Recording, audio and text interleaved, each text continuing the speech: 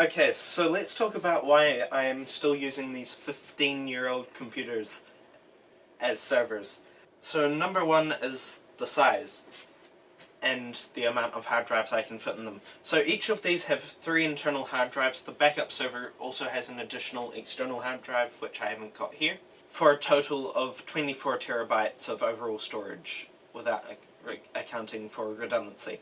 So where these servers sit is about the only place where they can plug into Ethernet in the house, and they need to be relatively small. We can't have 3 full tower computers in there.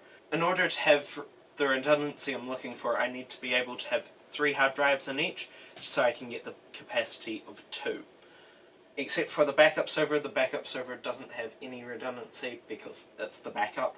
So I get 4 terabytes of usable storage on each of these, on the home server and the Computer Crunch server, and then I get 12 terabytes of usable space on the backup server. So the backup server backs up both of these servers. It also backs up my computers and my family's computers. Yeah, so it's doing a lot, and I don't think we really need redundancy for that at the moment, since it is the backup server.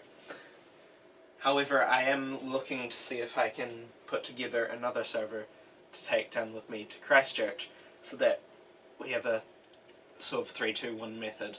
So 3 copies of the data, with 2 on location and 1 off-site. So yeah, these are 15 years old, of course, but they are still extremely reliable, and nothing newer actually has the amount of space for me to be able to put 3 hard drives in them, because all of the ones after that, they use the slim optical drives, which mean you can't put another 3.5-inch drive in the drive bay, at least on most small form factor ones. And these still meet my needs. They're mostly file servers. I do run a virtual machine on one, which is why we're swapping the hard drives of the home and Computer Crunch server, because I need the additional threads of the Core i7 for running those virtual machines. And the home server also runs Jellyfin Media Server and a few other things, whereas the Computer Crunch server does not.